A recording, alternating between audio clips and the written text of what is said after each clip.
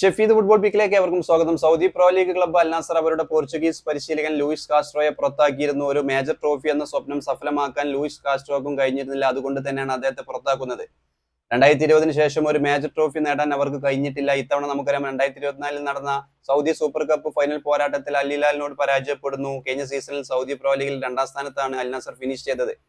പുതിയ സീസണിൽ നിലവിൽ അൽ നാസർ മോശം ഫോമിലായിരുന്നു. എന്തായാലും പുതിയ കോച്ച് എത്തിയിട്ടുണ്ട്. സ്റ്റീഫൻ പയോളിയാണ്, ഇറ്റലിക്കാരനാണ് നിലവിൽ അൽ നാസറിന്റെ പരിശീലകൻ. എന്തായാലും ലൂയിസ് കാസ്ട്രോയുടെ ഒഴിവിലേക്ക് സൂപ്പർ പരിശീലകനായി സിനദിൻ സിദാനെ കൊണ്ടുവരണമെന്ന നിർദ്ദേശവുമായി സൂപ്പർ താരം ക്രിസ്ത്യാനോ റൊണാൾഡോ എത്തിയിരുന്നു എന്ന റിപ്പോർട്ടുകളാണ് നിലവിൽ പുറത്തു വരുന്നത്. നമുക്കറിയാം 2019-21 കാലഘട്ടത്തിൽ റയൽ മാഡ്രിഡിൽ ശരിക്കും സിനദിൻ സിദാന്റെ കീഴിൽ കളിച്ച താരമാണ് സൂപ്പർ താരം ക്രിസ്ത്യാനോ റൊണാൾഡോ. എന്തായാലും നിലവിൽ പുതിയ പരിശീലകൻ എത്തിയിട്ടുണ്ട്. എന്തായാലും ലൂയിസ് കാസ്ട്രോക്ക് പകരക്കാരനായി സിനദിൻ സിദാനെ കൊണ്ടുവരാനുള്ള നിർദ്ദേശം ക്രിസ്ത്യാനോ റൊണാൾഡോ അൽ നാസറിന് മുമ്പിൽ വെച്ചു എന്നുള്ള റിപ്പോർട്ടുകളാണ് നിലവിൽ പുറത്തു വരുന്നത്.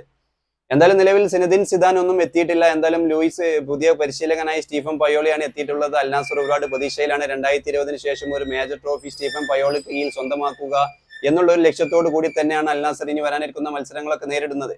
എന്തായാലും കാത്തിരുന്ന് കാണാം. എന്തായാലും സൂപ്പർ താരം ക്രിസ്ത്യാനോ റൊണാൾഡോ ഒക്കെ നിലവിൽ മികച്ച ഫോമിലാണ്. സ്റ്റീഫൻ പയോളിയുടെ തന്ത്രത്തിൽ അൽ നാസർ ഒരു മേജർ ട്രോഫി നേടുമെന്നുള്ള പ്രതീക്ഷയിൽ തന്നെയാണ് ആരാധകർ കാത്തിരിക്കുന്നത്.